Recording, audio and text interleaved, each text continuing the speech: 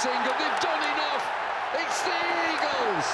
Vitality Blast 2019 Champions.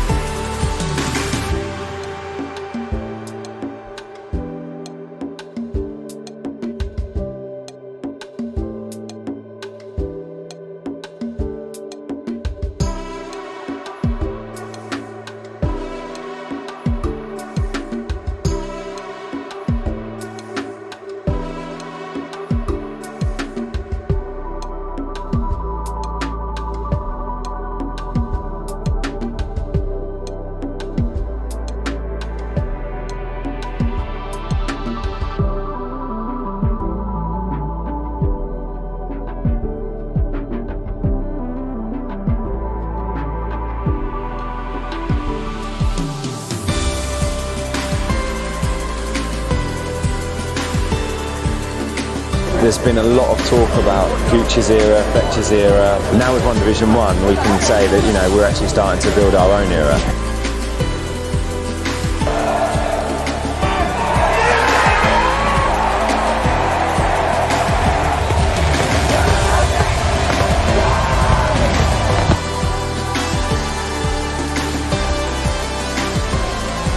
And that is the moment they have decided to shake hands. And the county championship is on its way back to Chelmsford.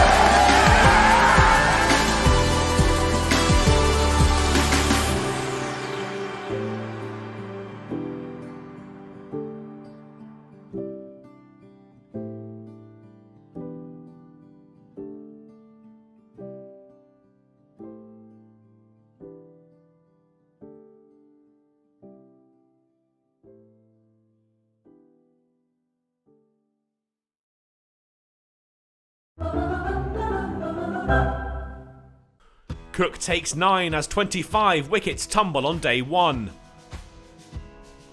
Northamptonshire have put in gritty display after gritty display across the duration of the LV County Championship and would hope to sign off with another victory. Essex the destination this time. They were dominant at the Oval last week, denied the win by the weather. The visitors won the toss in Chelmsford and chose to bat, but found themselves on the back foot early. Vasconcelos out for 2 in the 3rd over. Proctor followed, the score in double figures, but the number 3 added just 4. They were up to 25 when Keogh followed LBW to Cook. Essex were pressing home their advantage already. Saif Zaib, the latest man to fall, out LBW to Snater for 4. Rossington and Gay recovered to at least find 50 for Northamptonshire, but they couldn't hold their hosts off for very long. Gay out LBW to Porter for 38. Josh Cobb could only add 1 before he fell the same way to Cook. The Essex bowler had another in the over, the final action before lunch seeing Tom Taylor taken behind for a 2-ball duck. Northamptonshire headed into the break, already in trouble at 60 for 7. Rossington returned from the break looking to take the attack back to Essex. Cook launched over the ropes by the Northamptonshire captain. That shot though would be his last, the score up to 81, and it would go no further. He was out LBW for 14 to the next ball. Kerrigan fell for a duck, trapped in front for Cook's 5th of the innings. He'd finished with figures of 5 for 21. And it was all at an end in the next over. Sales out for 12, caught by Cook off Porter, and Northamptonshire's first innings had been wrapped up within 35 overs. It had been a blistering performance from Essex, led by Porter with 4 and Cook with 5, and not a single extra conceded by the hosts. Gay's top score of 38 was more than double what any other visiting batsman had managed. Time for Northamptonshire to try and fight back with the ball. The hosts avoided the same damaging start that had left Northamptonshire on the back foot early on, but it wasn't plain sailing for Brown and Cook. Brown fell to White, caught in the slips for 20, and then Cook soon followed, courtesy of a decent low grab from Cobb. Lawrence took up the responsibility and took on the bowling to push the score past 50 runs. Boundaries came thick and fast. The number 4 scored at more than a run a ball. Rymel, though, wouldn't be able to stick with him. A gap left between bat and pad, and Proctor went straight through it to take his off stump. With a boundary punched through the offside, Lawrence made sure Essex eclipsed the visitors' total. His knock proved to be just a cameo, though. Out for 33 off 29, caught at first slip off Proctor. Pepper and Walter stuck in there, and they took the score past 100. Essex were now building a handy lead.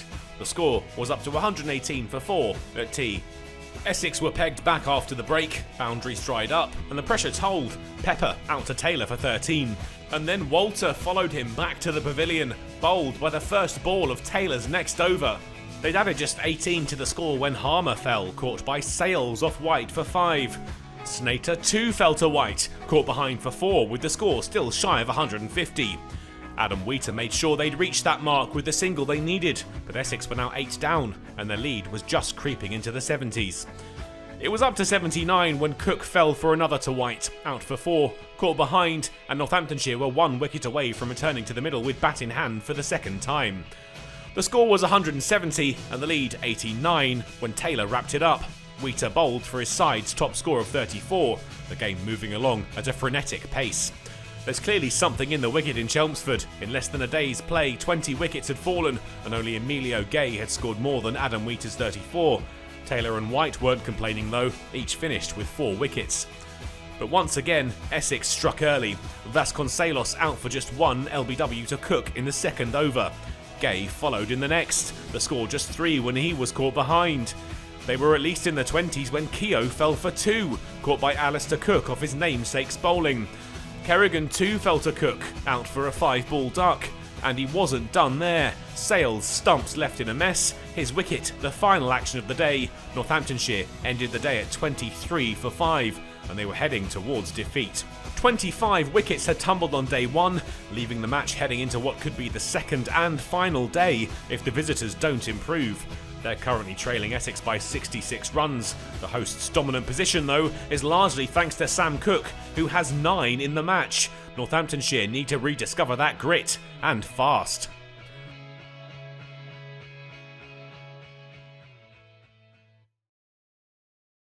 Well, Sam, talking to us after the end of what has been an incredible first day.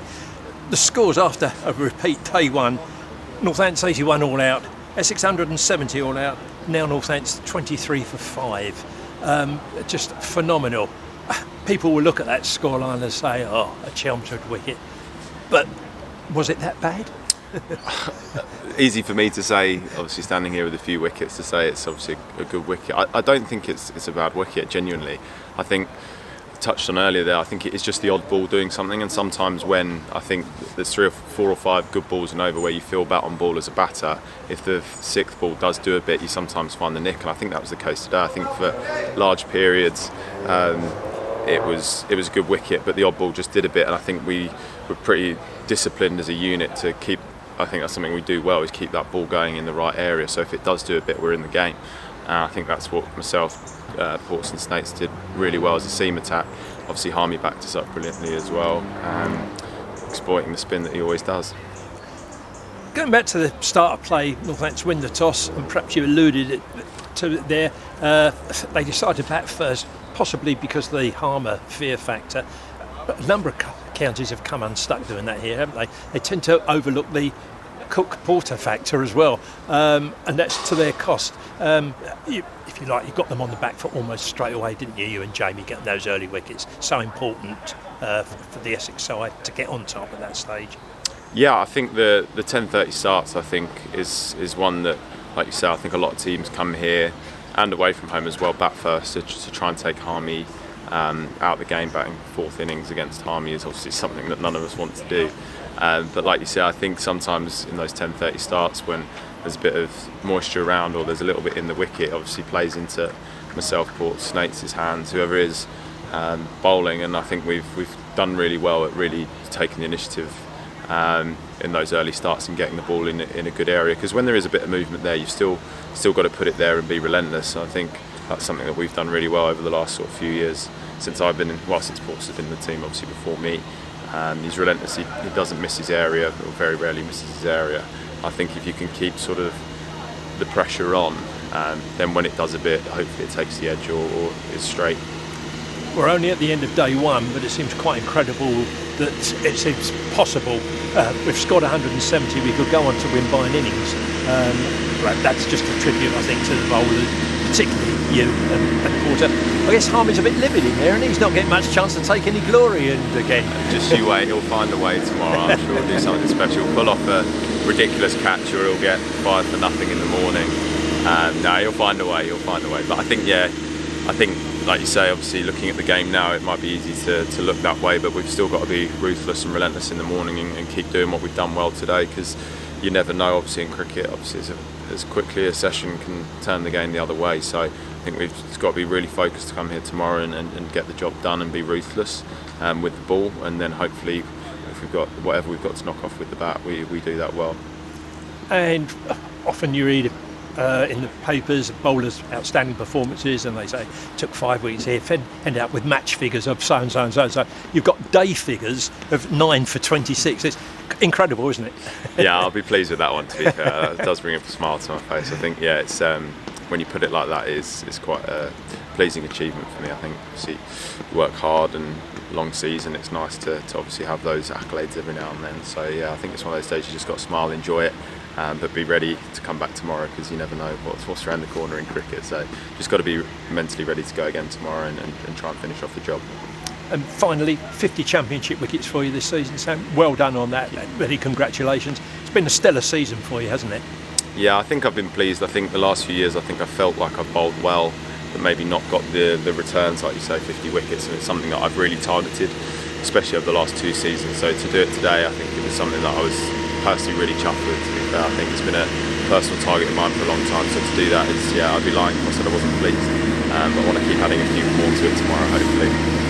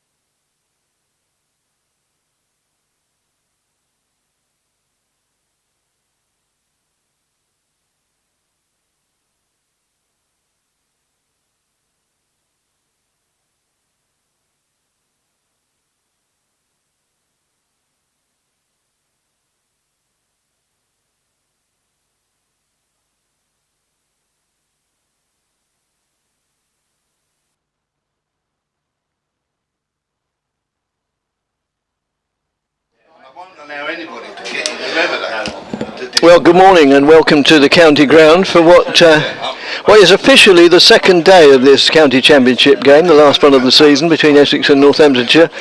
But realistically, it's highly unlikely to go beyond today because Essex are in a very, very strong position. The sun is shining out of an almost clear blue sky, so the weather isn't going to protract the game at all.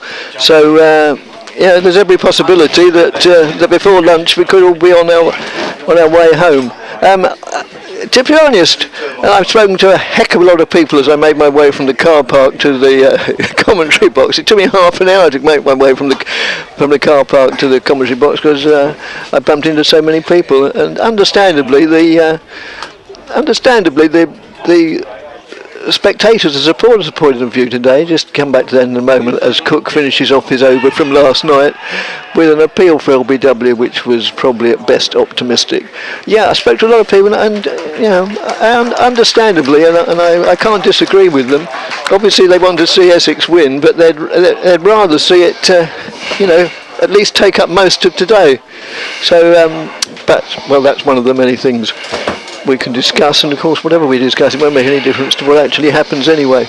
So the overall situation overnight, and that over's just been completed, is that Northamptonshire are 23-4-5, which is a deficit of quick mental arithmetic of 66 still needed to make Essex bat again. My name's Dick Davis.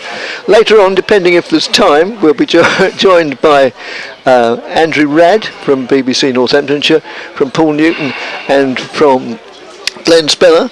But for the immediate future, we are very pleased, delighted, as it's always a pleasure to talk to the Essex chairman, John Parragher, and we'll be talking to him during the course of this over from Snater, as that's just played defensively on the side.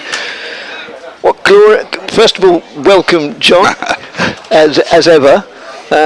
You're always willing to talk to us, and we're more than willing to listen. A glorious day, glorious forecast. It's like middle of summer sitting here. It is like the middle of Wonderful. summer. What is it? It's September the 22nd, and it looks or feels more like June as Snater moves in round the wicket, bowls, and that's just played out calmly on the onside by Proctor. Zabe came in at the fall of that wicket, and this is Essex. Where did we begin? It's been, to my mind, and maybe the spectators, using a football analogy or cliche, a season of two halves, really. The first half, Essex, by their own admission, didn't play up to what they knew they could play, and then when it comes to September and sort of phase 2 of the championship, so there again, I'd have thought a little optimistic appeal. A little bit optimistic. More than a little bit optimistic. But then come September, in the second half of the season, they've just steamrolled it through this middle or second division. Yeah, that's quite right. If you look at how we played in that first half of the season, we played okay. Where we lost it really was in just a couple of sessions in a couple of the games, and games that we could have won. Warwickshire we were hoping to win, and that slipped away from us. So there was just a couple of instances that really had a big impact on us, because we know, rightly so, and I'll just let Snater have this one. Yes, I'll unless something dramatic happens, we'll make it fit. Oh, and it has happened. Caught at the 1-2 third attempt. That would look good on an action replay, and of course we've got the live streaming. They may have the technology to do that, but it was caught certainly at the third attempt by Nick Brown at third slip come gully. It was pretty wide, so off what's effectively the 1-2 third ball of the day. Northamptonshire lose another wicket. That was Proctor, caught for 15, and on the visitors 24-4-6 now. So we're not going to be here very long. So we're going to have to do care. We've got an opportunity to talk. So in that first half of the season, we were disappointed that we didn't make the cut to get into the top group. We know as a side on ability, we're good enough